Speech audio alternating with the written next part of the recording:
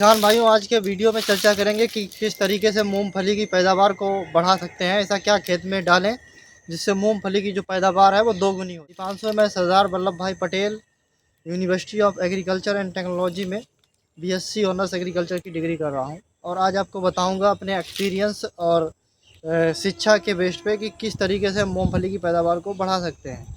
देखिए, मूँगफली में सबसे ज़रूरी ध्यान देने वाली बात होती है जब हम उसमें पहली सिंचाई करते हैं। उससे पहले देखिए, मूँगफली में पहली सिंचाई जो करते हैं वो फ्लावरिंग स्टेज पे करते हैं। तो ध्यान रखने वाली बात यह है कि अगर हम अपने खेत में अगर 1 एकड़ की बात कर ली जाए तो उसमें अगर हम जिप्सम का प्रयोग करते हैं तो जिप्सम के प्रयोग से क्या होता है, पहली बात तो सल्फ़र मिल जाता है और उसमें कैल्शियम पौधों को मिल जाता है। कैल्शियम और जिप्सम करते क्या है, दाने की साइज़ और उसकी संख्या दोनों चीज़ को बढ़ा देते हैं, जिससे फलियाँ पूरी भरी हुई आती हैं, दाना छोटा नहीं रहता है। इससे जो मूँगफली की पैदावार है वो बढ़ती है।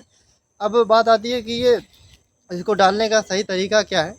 देखिए, इसको डालने के लिए सही तरीका ये है कि आपको सिंचाई से पहले इसका प्रयोग करना है और फ्लावरिंग यानी मूँगफली में फूल आते समय ही इसका प्रयोग करना है।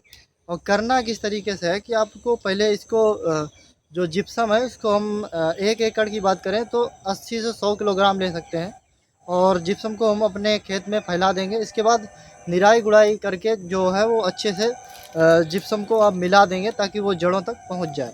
इससे होगा क्या कि आपकी जो फसल है उसमें कैल्शियम और सल्फ़र की मात्रा पूरी होगी, जिससे आपके जो पैदावार है मूँगफली की वो बढ़ जाए।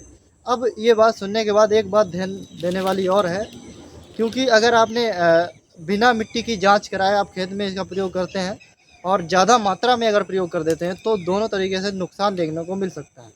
क्योंकि जो चूना होता है वो क्षारीय होता है। अगर हमारी खेत की मिट्टी अम्लीय है, हम चूना डाल रहे हैं तो वो पौधों के लिए कहीं न कहीं लाभदायक होगा। अगर वहीं हमने जांच नहीं कराई है और अपने जो खेत की मिट्टी है वो क्षारीय है, तो इससे होगा क्या कि आपका जो फसल है उसमें आपको नुकसान देखने को मिल सकता है। तो इसलिए किसान भाइयों, अपने खेत की जांच ज़रूर कराएँ ताकि आप उससे पता लगा सकें कि मेरे खेत में किस न्यूट्रिएंट्स की कमी है जिसको हमें देना चाहिए। जाँच से ये भी पता लग जाता है जिससे कितनी मात्रा में कौन-सा न्यूट्रिएंट्स हम दें जिससे ये पूर्ति हो जाए और फसल का उत्पादन अच्छा हो। इसी तरीके से आप समझ गए होंगे कि जिप्सम का प्रयोग से किस प्रकार से मूँगफली में उत्पादन बढ़ता है और कितनी मात्रा, ध्यान रहे 1 एकड़ में 80 से 100 किलोग्राम, वो भी जाँच कराने के बाद। तो इससे आपका जो उत्पादन है बढ़ जाता है और फ्लावरिंग स्टेज पे ही डालें।